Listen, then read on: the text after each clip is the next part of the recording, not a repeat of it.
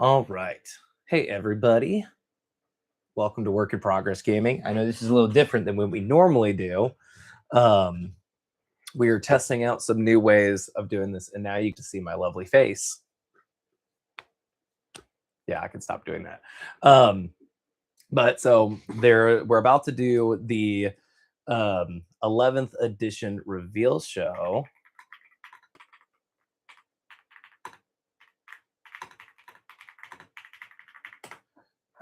Send message. We're about to watch the 11th edition reveal show here in a little bit, but I wanted to jump on here and start talking about some of the things that I've seen in 11th edition. I'm currently working on trying to get this all set up. As you know, I'm very new to this. Um, and so this is new. I mean, I just set this streaming up very recently. Hello, MA. Yeah, I know who that is. That's my lovely partner, Emma. So I was like, well, I've been having problems trying to get videos and stuff to get them onto the channel so we can talk about 11th edition, and I don't want to wait anymore. So before we go into the reveal show that's going on, before we start talking about that, what I want to do is I also want to kind of come in and start talking about like my first thoughts and impressions when it comes to 11th edition. Please ignore all the piles of sprues that I have over there. I'm cleaning up at some point. At one point. Don't look at that.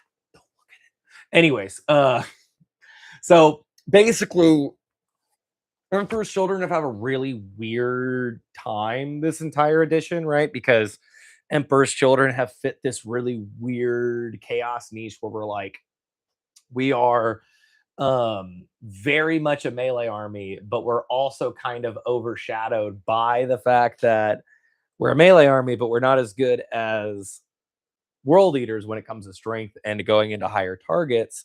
So you've seen that with Court of the Phoenician, with the new Frenzied Host attachment, which we can pull these up right now since we still got 40 minutes before the reveal show. Same with like the Frenzied Host attachment that gives us +1 strength. GW understands that we don't have the strength to compete with a lot of the things that we are needing to.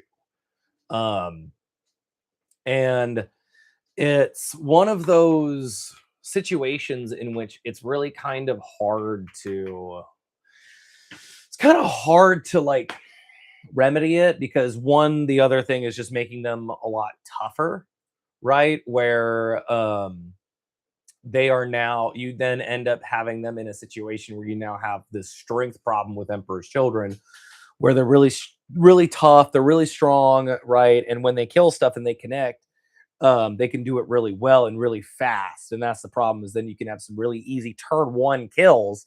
But if you make them too weak, then their army rule is kind of weird, because then you need those 2 units to go into one target, but you can't because of how Thrill Seekers works. So I think they've done a decent job about trying to remedy that. I mean, they brought out the Defiler, right, in the last kind of like few months of the edition, which really helped us out a lot when it came to the shooting prowess that we just didn't have. No matter what GW says, Noise Marines are not an anti-tank unit. They kind of had to fill that role, but they don't do that well. Even at strength 10 Blastmasters, they're still just, it's not enough. It's nowhere near enough for it to be considered that, right? And so what I think is really cool is that I think they're kind of noticing that and remedying the things that, because once the Defiler came out, you saw the jump in numbers where EC went from being a 38% win rate army to getting into the top 50% of winning armies because of one data sheet. It's because we're just missing stuff in our codex. I mean, that's just the big problem with it. So I want to kind of, those are some of the problems that we had. They've done a really good job of giving us some cool stuff to play with in 11th edition that gives us more usage of things, more of like, you're actually going to play with some of this stuff. Like the Terminator stuff is kind of cool. Frenzied Host was already awesome because you would just get way more of the stuff that you're already using, which is those battle lines. But what I'm genuinely really excited about is all the new stuff that are coming to the Flawless Blades. So that's what I kind of want to talk about today, because I've been talking about the flawless blades and trying to make a video on them recently, but just Adobe, stop strangling me. Um, and so we're gonna do it here instead. So what's the big deal with the flawless blades, right? Flawless blades are like kind of anti everything unit, right? Move 8 inches, can critically wound on threes whenever they want. There's a lot of really cool stuff that they're able to do when it comes down to this edition and everything that they do for that. And so what's really cool about that is the fact that when they're doing that, right, you get this ability to punch into whatever you really want to with these guys. And that's something that you don't see in a lot of units in this game, is just, hey, I will wound on this. I know I will wound on this. I can do that, right? And this is where these guys are probably going to be my most exciting unit so far out of this. I know I watched Tabletop Tactics play a game recently as well of a similar list that I was looking at with some flawless blades. And getting that fights first just allows you to kind of do the nice, like do the things where you're able to negotiate the combats in the ways that you were in 10th edition that you are able to do now in 11th edition. So kind of to round up the entire video, in one word, we're going to be fine. Fine is the perfect word to describe Emperor's Children and where we're at right now. We're doing fine. Like, it's not, we're not, I will say that, like, there's been a lot of people that have talked to me and they're like, Emperor's, I'm so worried about Emperor's Children in the new edition. I'm like, why? You can still shoot the fuck out of them and kill them. Still shoot them to death. Who cares? You know, like, who cares? Like, you know? So for me, that's one of the big things in which I'm not super worried about Emperor's Children being too tough and being too difficult of an army to play against. But I do think that they're going to have a lot of advantages coming into this new edition, right? Because with that boost to Flights First and Flawless Blades, which the Flawless Blades are going to be good now. Can't believe the Flawless Blades are going to be good after all this time. But yeah, I mean, critical 3-ups are super sick, and now 3 of them are 95 points. They are 10 points more than the Infractor unit, which requires you to bring a Lord Exultant with it. So now the point costs are getting so close to where it's like, I don't mind sacrificing an Infractor squad for Flawless Blades now. I don't mind paying the 200 points, the 195 points. I was already paying what, for 5 guys with 2 wounds and no invul. So it's pretty cool. I'm very excited about that. But let's talk about some of the things that we know with 11th edition that are really good for Emperor's Children, right? Precision is cool. Precision is fun now because of the way that wounds allocate, which I'm still a little bit weird on, right? We're still working how that all works out, because I guess that technically, like, bodyguards can also be allocated as a group, like not the bodyguard unit, but the unit like has a leader, right? So take like Celestine as they use in the core rulebook example. So I guess you can also take like the Gemini Superior or whatever that they have with them, and that is also an allocation group, which is interesting because with Precision, you only get to pick the one priority that you want to take and say, I want to put all the failures on this guy, right? You don't control the entire allocation. You just get to pick one of them.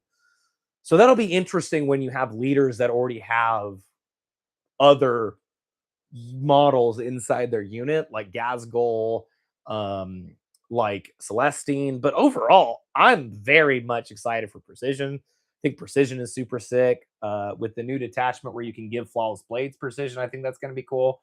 Actually, why don't I even have anything on the screen for you guys? Let's look at these things, dude. And then on top of that as well, I'm so hyped for Fly, guys. Like, I can't even tell y'all how hyped I am to play with the new Fly stuff. Fly is so cool, dude. I'm so excited that we're actually going to be able to move through walls for once and not have Fulgrim sit in the back of the map and just be a big old freaking fart. Like, I love Fulgrim, and I know Fulgrim's not like super much better in this edition. Like, I know he's got some cool extra stuff, but he's not like it's not like he just magically became good all of a sudden. He's still D6 plus 1 damage, which still sucks. But it is really cool to be able to say, like, well, now he can move through a wall, which he should have been able to do in the first place. But yeah, so let's actually talk. Let's go over the precision stuff because I actually want to understand that a little bit more. 'Cause I don't completely understand that. Maybe you guys can help me understand this a little bit more. It's so nice to have this on a PDF too. I could flip open my actual rule book, but who has the time for that? Who has the time for reading nowadays? 2026, we don't read. Yeah, so attack sequence, inflicting damage, blah blah blah blah blah blah blah blah blah blah. Where is it? Yeah, here we go. Attacking attached units. So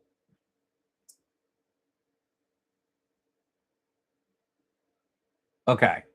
So 1/6 goes to PP. What the heck? How do they oh what the heck? How do they do this? So red unit is attacking, blah blah blah. Okay, allocation groups. Here we go. Here we go. Okay. So yeah, okay. So it looks like you can select those like other bodyguards, right? They declare the allocation order, choosing the GM and a superior first, hoping they're better save and invuln save character. Okay. So that is cool. So you can still pick and say, like, hey, I want to use the big invuln one, which is nice. Because then, yeah. So because you're just getting prior. Okay, cool. So I am right. That's good. That's good to know that I'm right. Because if I wasn't right, that would be embarrassing. Because I don't want to be embarrassed of myself. My cats are doing something back there and I don't know what they're doing. But yeah, so that's really cool. Precision is going to be super sick for that reason. I'm just trying to push buttons on my thing over there. Precision is going to be super sick for that. Because how this works, right? You as the defending person would then say, okay, well, my failed saves are going to go on the best guys to deal with that. Then the bodyguard unit that I don't care about, and then my super special character right here. So we could then say instead, this one, right? This now would then go to her instead and go, no. Do this 2 1s on her, which is super cool. Definitely the way that it should. Is that a, oh, I thought it was like I thought the sergeant here had like the same look as a like power fist lieutenant. I was like, oh my God, a lieutenant in chaos? That would be crazy. All right, that's super cool. Yeah, I'm a big fan of that. I think that's going to be super sick for us. Fly is going to be, of course, super sick for us, as I was just talking about, being able to then say, take the skies and remove 2 to just move. I don't care about removing 2 inches. I'll advance and get those 2 inches back. I don't give a crap. And I also think that the charge stuff is going to benefit us a lot because I think I think that's another one that nobody's really talking about, where it's like, we don't really talk about how nice it is, the fact that if you get charged, right, it's now a little bit further away. So us being super fast, like we can get to those really, easier charges, which I did fail a 5-inch charge twice already this edition, command re-rolling it. And that was not a fun day. Actually, let me double check and make sure I could have command reroll out of that, because I've had some issues with some of the games that I've played where there was a couple of times where we were like, is this rule? Can I do this? And I found out afterwards, you're like, no, you couldn't have done that. So I think that's one big thing too. Oh, also, this had come up in one of my games with a good friend named Jacob, in which basically we had a charge in which a guy had ended up on a terrain piece. We weren't sure whether or not, because it was a small one, if he could have done that. So just so you know, if you are looking for where that works in that. So this is the thing that says with the wall stuff. You can't land on a wall even if you weren't sure beforehand. So just so you know, if you're ever playing with somebody at a tournament or something like that, and they're like, I'm on the terrain piece, and they're right smack in the middle of it, that shows that you can't land on those walls. So that is a cool thing to note for 11th edition. So let's look at this example right here where there's this wall right here. Actually, there's probably a one for benefit of cover because now we're going to talk about a defense for Emperor's Children. It's the same distance for charge, really, to be honest. Yeah, I completely agree with you. That was something that I noticed when they said charges are rolled directly from the base. I went, isn't that what we're already supposed to be doing? Like, it wasn't always that they had to get within base to base. It wasn't that they could end an inch off. So I completely agree. It feels the same because it's just like that's what we've always been doing. I completely agree with you. I also was in the same camp of like I was rolling my charges base to base because that makes sense because you had to end within base to base. But I think they were trying to equivalent pile-ins or something too. Who knows? But this is something really cool that I noticed and will help out Emperor's Children. It'll also help out other units as well. Maybe your shooting units that you don't want to get charged.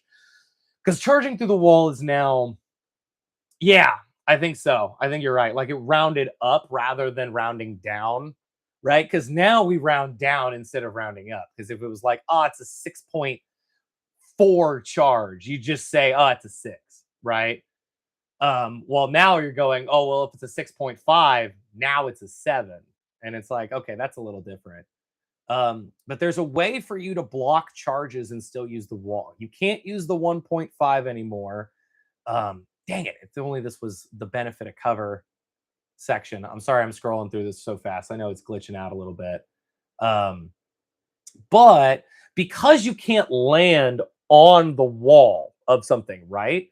Now, because you have to end your moves base to base exactly, like you actually have to be touching, not margin of error, you can actually use walls to block charges now. Because if let's say you have some big base target, right? You still have to get base to base. You can't end on the other side of the wall and say, oh, 2 inches, right? You have to get base to base. So now, if let's say let's say this is a decent example, right? Let's say that these guys, unit A, was up against this wall, right?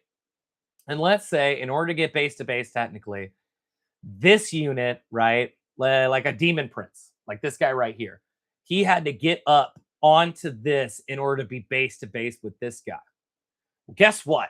If his base is overhanging that piece, he can't land there, right? Yeah, he can't land there. It's not a legal move. He can't end his move there. And so he would have to roll for exactly getting that base over. If you just it's disappeared, we're around A because it wants to highlight it. But if you see where like my cursor is here, he would have to pass that on the end of his base in order to get that charge in. So now the whole, oh, I'm 1.5 against the wall doesn't work yet. Yes, it doesn't. But now you can just be right up against the wall and go, well, you can't end on that. Definitely encourages people to bring infantry melee. It does, because you can do the thing. So the 1.5 against the wall doesn't work because it would be like, well, I got one guy in, he can fight, but now my entire unit's getting swung into by this unit behind the wall. Now you can bring that entire unit in and go, well, now my whole unit swinging in if one guy got behind the wall. But like world eaters who love to do those really, really big charges at the beginning of the game and get past that first wall of defense, now you can't do that.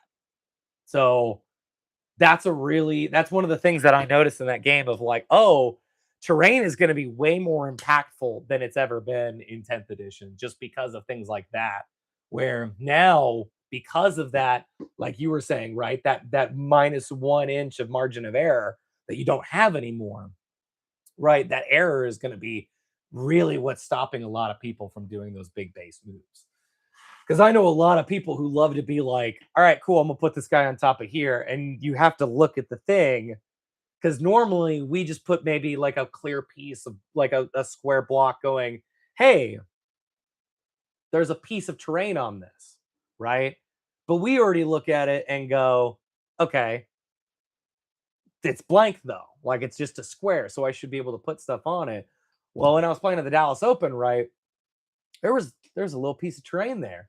I was playing against a guy with his custodian's bikes, and he was trying to land and move the terrain piece out of the way and put his bikes directly on it. When you can't do that, that's technically not a piece of terrain you can land on. So that's going to be super impactful when it comes to your charges and things like that, is still using the terrain to block those big bases. So I think that's going to also deter the Monster Mash play style a lot too, because now having those big bases where they land is so much of a detriment. We all thought it was bad with Fulgrim, but this is making it bad for everybody. So also, unfortunately, this is another reason why Fulgrim is still going to be okay in this edition, because his big base, he can be blocked in that too. But I love how I've gotten so side tangent off of my original topic of flawless blades. But it's super fun because it's gonna be super fun. Like this edition is looking really, really cool. I know you were asking me about force depositions as well. And I think force depositions is going to be the one. I think force depositions is really interesting because I'm a big fan of them. I think they're great. I think that was one of the best choices that they could have made, was saying, "Hey, you guys can play different missions." Sick. Awesome. Um I am waiting for us to get a detachment or a rule or something that says you can advance and do actions, because we are one of the only people whose army rule is all about advancing and falling back and doing that, and we are the only faction. Well, okay, only faction is a overstatement. There are like 5 factions that can do actions in advance, and we are not one of them. So to me, the force dispositions are cool, but right now, Purge is kind of our best one because we're not good at taking and holding stuff, right? We want to leave those objectives and keep pushing and fighting. The minute you tell us that we have to do, uh, before I continue this, Emma says, I think people see others moving terrain to not have a mess of models inside and think that they can also move the terrain to benefit play.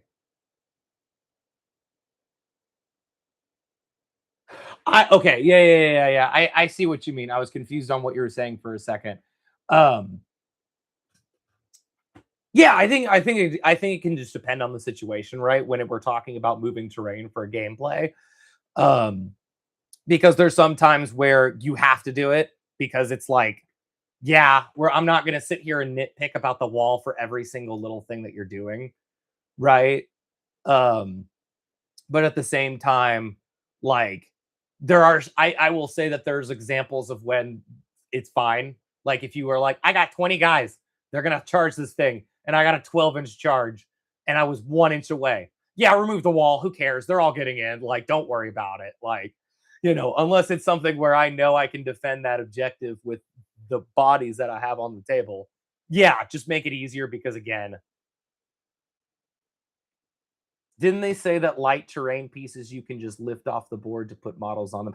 That's a good question. I actually don't know. I don't know that actually. That I don't know. Let's actually find that out real quick. Because I don't know. That's a good question. Because the only thing that I see on it so far was that I found in the core rules that was like you can't land on it, right? But that's a good question. That might be something that I might have wrong. That could be something on their new erratas. Event companions. Yeah, because it's probably maybe under the event companion that you might be able to do that.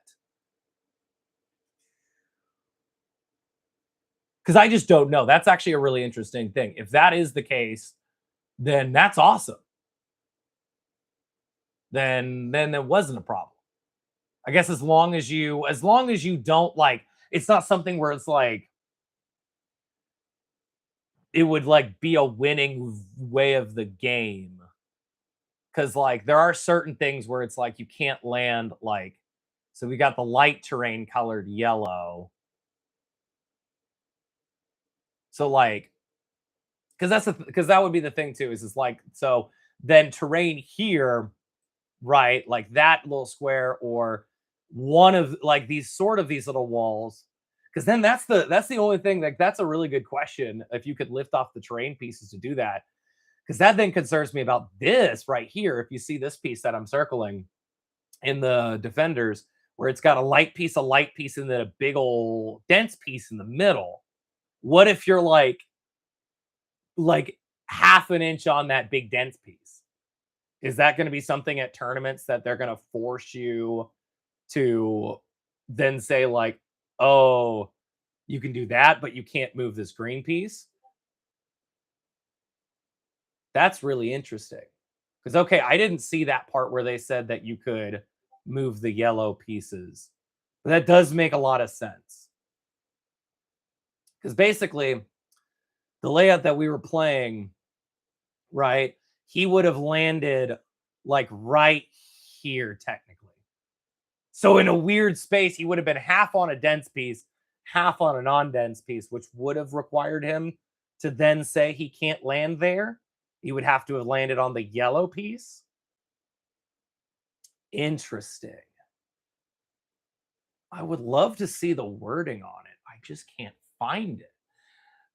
I think that is one thing that I will still say is a big problem with GW and the way that they write rules. GW, I know you're not listening, but if you do, come on, make us be able to search this stuff. Or like, if you do this, like do a whole article about it. I would love that, because like, I just don't see where it says that. I believe you, right? I believe what you're saying, but I would love to be able to be like, okay, that's where it says that. That's cool. Perfect. Right? Like leaves the battlefield is on there, which is nice. I wish that they had something where they're like, because this is a very like, it's a common thing. I want to move there. Like, we're not going over the things of like where you should just be able to move. This has gone from being an Emperor's Children stream, and now this is a terrain stream. What if maybe it's on the Munitorium Field now? Okay, also, have you guys seen this as well? This is the new field manual. Field manual is going to be from now on, it seems. And I'm very much a big fan of this. This looks so well put together. Also, look at this. Deathwatch not dead, Demons not dead. We did it, every good thing I play both those armies. I don't. I play Demons. That's it. So dang, yeah, I thought that maybe they would be on some sort of update. Dang, I wish I could just see the actual like wording specifically for it so I can understand it a little bit better. But cool, that's good to know. Okay, so that's something we all, the four of us that are now here. We know that you can move on to light terrain pieces, but that is something cool that you can do, right? Is that if it's a dense terrain piece, wrong buttons. I'm pressing too many buttons. Where are you? I'm so sorry, guys. This is probably a massive headache. Oh, I lost that sheet. Anyways, but if you're on those dense terrain pieces, right, like this big wall, you can still use that to block some charges, which is really nice and very cool. Big fan of that, actually. Let's see how we're doing on the preview. All right, we got 14 minutes left for the preview, guys. Don't worry. Don't worry. I'll talk for 14 minutes. We can do this. But yeah, so that's something really interesting in the new 11th edition, is that whole terrain piece is going to be really interesting.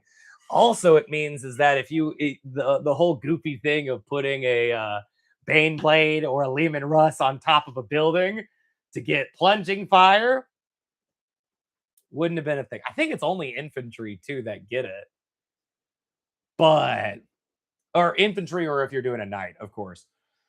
But that is the nice thing. It's like if you're overhanging, you technically can't end there, and it's like, all right. Because I mean, could you imagine getting orders and then allowing Lehman Russes to be able to shoot on on terrain pieces like they just climbed up a building? Oh, that's gonna be so goofy. I'm so excited for this. I'm really excited for that with Noise Marines. I think that's probably one of the biggest things that makes Noise a buff above what they were last edition, which is crazy because Noise Marines were already really good last edition with Ignore's cover, and now Ignore's cover is even better. Um, I'm so curious on how they're gonna deal with the psychic factions too, because like as somebody who basically doesn't have very much psychic in their faction, right? Um, psychic is gonna hit us really hard, really, really, really hard, right? It's gonna be pretty nuts when psychic hits us. So I'm really interested to see like if they end up nerfing. Oh, oh, we're doing some trivia. All right, guys, let's do some trivia. Let's. We don't need to close. We don't need to have that chat open. We can have our own chat. Um, but I'm really intrigued on how that's going to come across and how that's going to play, right? Because of the fact that all of this stuff for 11th edition is really strong. And then when you have the ability to just negate half of that new ability, right? Being able to be in cover, that sucks. That's crazy. That's really strong. So I wonder if they're gonna hit them with nerfs right out the gate, or if they're gonna wait a couple of months and then do that. Oop! All right, in the dying moments of Caesar Terra, which traitor or legion opposed them in the fighting? It was retaken by Corsemain. I would say that was probably the Sons of Horus, because I think at that point the Emperor's Children had already left. Everybody's left. I understand. It's time to go to the new thing. But yeah, I want to know who it is. It was Death Guard. Oh, I don't know. I didn't read that part yet. Yeah. So yeah, basically that's kind of the biggest things that I've seen when it comes to like I could ramble about this for hours. Like so let's get a little bit back on topic because we have only we're very close to the start of this and we'll be jumping over the last break soon. Um, but what I do really want to talk about when it comes down to Emperor's Children going into this edition is they did give us a lot of rules that help us navigate some of the stuff that we're already kind of doing, right? Um, I would go over each of these, but we've already kind of gone over each of these if you've been watching the faction focus and stuff. So I'm just going to kind of go over what I think is going to be really exciting, which is getting fights first in the flawless blades, which will allow us to be able to control those fallback moves, right? If you have fights first on those units, you don't have to fall back as often, which then makes it so that we can't charge back into the same target. So flawless blades being able to have that fight first ability is going to be really, really helpful going into those 11th edition matches because it means that our army roll is more effective. When we leave a combat, it's very much easier to say, okay, I know why I'm leaving that combat. And I'm leaving that combat because if I have fights first with this unit, that unit can stay while another thing can take priority in something else. Or even like go and say, oh, I want to go do an action instead. Well, I guess they can't do an action because they fell back. Why can't we do that, GW? But it still gives you the opportunity to then set up another action in another turn. Well, if I fall back in this turn, then I can then go into the next turn being closer to what I needed to get to in my target. Whether that's an objective, whether that's an action, whether that's another unit that you want to kill, uh, that will be really nice to give you that flexibility to move away from things that you don't want to be a part of anymore or worrying about like, well, if I leave this fight, I now no longer have the ability to go back in. So this fight first allows those flawless plays to stay there, stay put, and go, no, I'm going to kill this thing, and it's my turn to kill it. Because the way that combat is activated is a little different. Um, I have figured that out. So if you guys do have any questions on that, I'm willing to go into that topic as well. But that might be another 30-minute long stream slash video. So I do want this to actually be about Emperor's Children before we switch over to the new reveal show. So I want to talk about that for the short time that we have left. Actually, let me double check before because we'll be switching streams so that I can record this and have it on the channel. See, we uh you get total transparency. I'm not like GW, I promise. Um, okay. So yeah, we'll finish this up about the spectacle of slaughter, and then we will switch over to the 11th edition. Yeah, I agree. Yeah, so that's the big. You hit it right on the head, Steve. You hit it right on the head. Basically, that's how we're gonna probably go into this. Playing a lot of Purge the Foe, because we already do a lot of benefits by just killing. Like our infractors, Icon of Excess gains us this CP by killing a unit, right?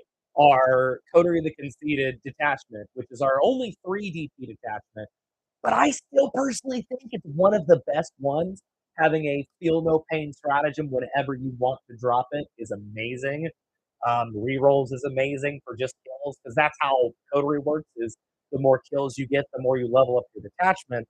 So playing Purge the Foe, mixing Coterie, and then having those infractor units means you have 3 different objectives without even going into secondary cards of it benefits you to kill.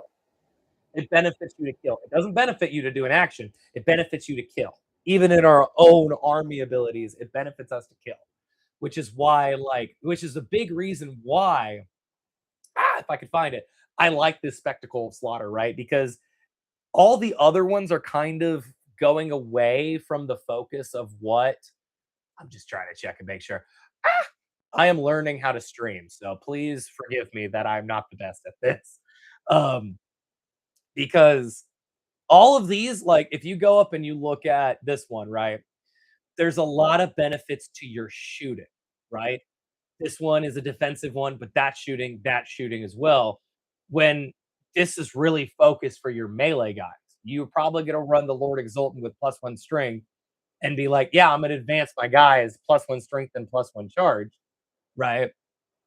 Thank you for you're doing great. I appreciate that. How do I send a heart? There we go. Perfect. Send myself a heart. Send you a heart. But like you see, it's like it splits your focus, right? Well, Spectacle of Slaughter allows your flawless blades to become more deadly. You play into Purge the Foe more. And on top of that, them getting kills will give you the benefit of those other detachments, the points you're scoring, and everything here is just like this single-minded strike. It's very single-minded. And I finally am like, yes, it works, right? Giving the flawless blades precision is amazing, as we saw with the allocation, right? I get to pick first, and all the rest just spills out into and that's -3 AP with precision. Oh, oh no, that's bad. That's scary, right? This one's a little bit weirder because it's just, well, if I want to make sure I want my flawless blades to max out their move, you can just basically say I can get through stuff. Not super useful, but very cool. And then also having a reactive move of D3 plus 3 whenever somebody ends or leaves an engagement with you, which the fights first will make people want to leave that engagement from you, and then you get to move a D3 plus 3. Like, that was the big thing of the Flawless Blades. If somebody fell back, you're like, well, I'm going to shot, and they're not tough enough to deal with that. So this gives you the ability to jump back, right?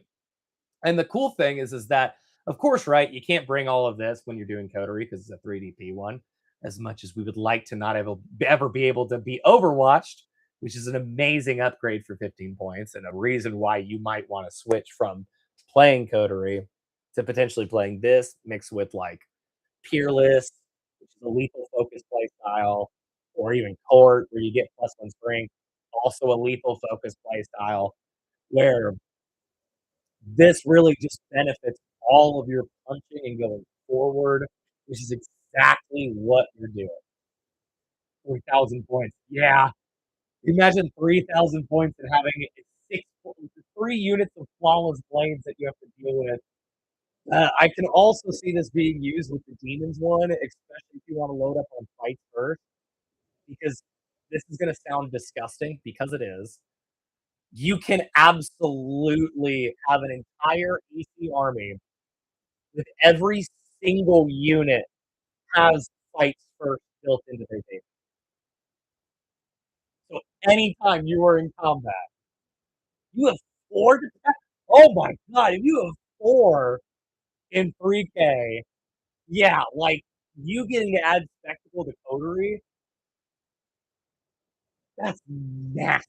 That's a nasty, gnarly you get reroll hits of 1 for just 1 kill, which means that at that point, then the flawless blades would have to reroll all of their failures because they hit on 2s already, and that way means they would have to fail twice in order to have any failures.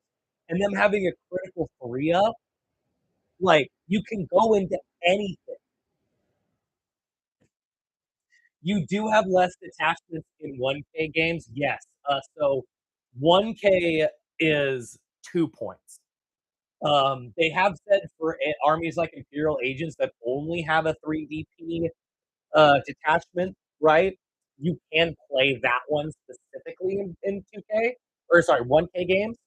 But for what is known as incursion style games, um, you are limited on the combinations, right? So it's like you could play the detachments that you were playing in 10th edition, but you can't bring in, let's say, new 11th edition stuff in 1K games, right? So you would play the same way that you played in 10th edition with 1K when it comes to that. Which I will say is kind of funny that they did that because, in all honesty, kind of a nightmare, right? Because you have things like coterie, right, where you're like, that's really good, and then you play it in a 1,000 point game, and you're like, really weird. It really doesn't feel super balanced. But I've always been one where the minute they say 15 points, 1,500 points is what we balance to, that is the biggest load of malarkey that I've ever heard in my life. To the point where I've heard other people talk about it, where they're like, "Yeah, yeah, 1K is perfect," and you're like, "No, it's not. They don't balance the detachment rules around 1K. They balance it around 2K, which is fine. Okay, it's just funny when they say these things." But yeah, so that's my biggest thing and why I think the flawless blades are going to be our shining star this edition because of all that, and because right they get all of these bonuses that are so single-minded and don't do this thing where you're trying to split, right? And even with the Terminators, it's sitting here being like, "Hey guys, Terminators, like play your Terminators, please." Rather than giving us something where you're sitting over there and being like, "This is really, really cool, and we know you want to use this stuff, but we know we had to give them a reason to be good." But it's about 1 p.m. So let's end this conversation about EC right now. I think this has been a great conversation. I'm excited to talk about this more with you guys. But let's move over and jump over to the reveals now, since this was a little bit of a pre-reveal show stream. But I'm excited that you guys like this stream. I've had a really great time doing it. So we'll be doing a lot more streams throughout the week, and we'll be doing this a lot more often so we can talk about it. But until next time, thank you guys for tuning in. Thank you guys for hanging out. And by next time, I mean in literally less than a minute. So we'll see you over at the live reveal right now. And stream and stream and stream.